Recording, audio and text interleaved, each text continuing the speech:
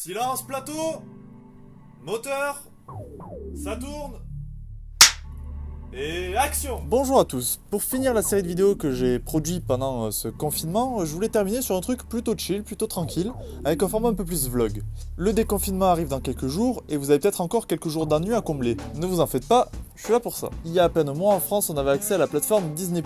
Et j'ai beau reprocher beaucoup de choses à Disney, le service est assez attrayant. Il y a à boire et à manger sur Disney+, la plupart des trucs vous les connaissez par cœur. Mais il y a quelques trucs que peut-être vous feriez bien de découvrir. Voici donc 5 trucs à regarder sur Disney+. Alors je vais pas vous conseiller des trucs comme The Mandalorian ou les films Disney ou les Star Wars en général. C'est des trucs que vous connaissez déjà, que si ça vous intéresse vous avez déjà regardé. Je vais plutôt essayer de vous faire découvrir de nouvelles choses. Commençons avec la seule série de ces 5 choses que je vais vous parler, qui est la série Timon et Pumba. C'est juste rigolo. J'en ai des très bons souvenirs de quand j'étais petit. J'ai un DVD qui compile quelques épisodes que j'aime énormément. Et en vrai, je saurais pas dire si c'est de bonne qualité ou pas, mais moi, ça me fait beaucoup rire. Et c'est des trucs que vous avez pas forcément vus, et qui sont dans l'univers du Roi Lion, du coup, c'est toujours sympa. Ensuite, je vous propose 3 films. Tout d'abord, il y a un film qui a été un four absolu au cinéma, qui s'est totalement planté, un des plus grands échecs du cinéma, qui pourtant est assez réhabilité depuis quelques années sur internet, mais que vous n'avez peut-être pas vu non plus, même si vous en avez sûrement entendu parler, c'est John Carter.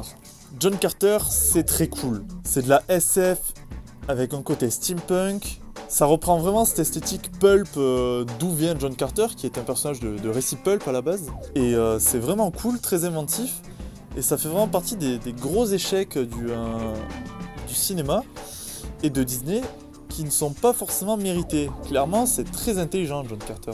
L'autre film qui a un peu bidé aussi, malgré son premier opus qui a tout pété, c'est Alice de l'autre côté du miroir. Je suis pas très fan du Alice de Tim Burton, je le trouve assez terne et pas très inspiré. Alors que bordel, sa suite Alice de l'autre côté du miroir, qu'est-ce que c'est inventif, qu'est-ce que c'est coloré. Ça a vraiment une bonne histoire, ça a des idées de génie, notamment sur le voyage dans le temps.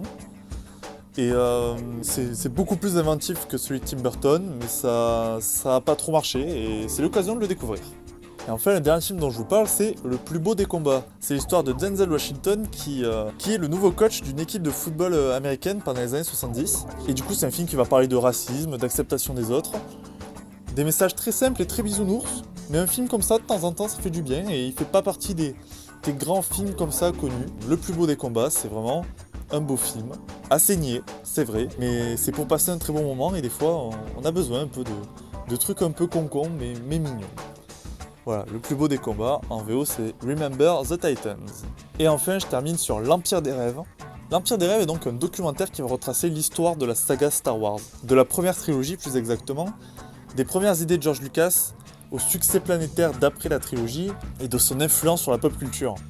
Le documentaire est sorti pendant la production de la prélogie. Si vous êtes un grand fan de Star Wars, vous n'allez pas apprendre grand chose, c'est sûr, mais vous allez peut-être tomber sur des interviews que vous n'avez jamais vues, mais aussi sur des images d'archives qui sont toujours sympathiques à revoir. Et si Star Wars vous intéresse comme ça en passant, c'est 2h30 d'un documentaire qui va vous faire dire « Ah ouais quand même, Star Wars, c'est pas rien ». Et vous apprendrez plein de choses.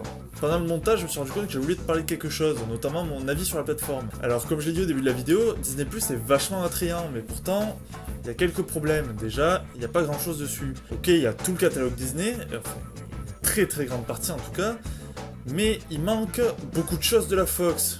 Quand je dis beaucoup, je dis tout. Parce que globalement de la Fox, il y a quoi? Il y a les Simpsons et X-Men. Et puis aussi, je reproche à la plateforme d'être pour l'instant beaucoup trop family-friendly, d'être beaucoup trop familiale. Du coup, ça nous prive de beaucoup de choses de la Fox qui auraient pu y être. Bon, après, il doit y avoir des problèmes de droits de diffusion avec d'autres plateformes en attendant pour beaucoup de films de la Fox et des séries aussi. Mais par exemple, moi j'attends beaucoup qu'arrivent sur la Fox des séries comme The Shield ou comme X-Files, qui sont des séries pas trop familiales, du coup ça va être difficile à les voir venir bientôt. Et aussi, il manque pas mal de films. Ok, il y a les X-Men et Avatar, mais il manque des grosses sagas comme Alien, comme Predator, qui sont des sagas importantes, mais qui sont des sagas pas très familiales et des films pas très familiaux.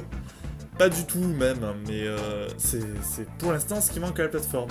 Elle est trop familiale et encore un peu trop pauvre. Ça veut pas dire qu'il faut pas s'abonner maintenant, vous faites ce que vous voulez si vous avez envie de revoir vos vieux classiques ou de découvrir des vieux classiques aussi. Moi je sais que bientôt je vais me faire des vieux Disney comme Bernard et Bianca, des trucs que soit j'ai regardé mais j'ai aucun souvenir, soit j'ai jamais regardé. Mais voilà, la plateforme est pas ouf encore. Mais il y a quelques pépites à chercher, je vous en ai donné 5, il y en a quelques-unes d'autres aussi, et on attend fortement une expansion, notamment des droits de la Fox sur Disney+. On est patient, on va se montrer patient. Donc voilà, c'était rapidement 5 trucs à vous faire découvrir sur Disney+, que vous n'avez pas forcément vu que c'était sur Disney+, ou que vous connaissiez pas forcément. Le confinement approche de sa fin, du coup ma production hebdomadaire va prendre une pause. Je vais prendre 2 semaines de pause là jusqu'au 20 mai à peu près, notamment pour pouvoir conclure mon année universitaire, mais aussi parce que la production d'un épisode par semaine ça commence à être lourd. Vous voyez sur les 2 derniers épisodes j'ai pas fait de facecam, j'ai pas pris le temps de faire du facecam, mais vous inquiétez pas, on reviendra plus fort que jamais en juin et tout l'été, avec des projets bien différents, même si je continue les épisodes de Clap, peut-être à un rythme plus réduit, peut-être d'un toutes les 2 semaines ou d'un toutes les semaines. D'ici là, bon déconfinement, bon visionnage de ce que je vous ai conseillé, et à très bientôt, d'ici fin mai du coup. Voilà.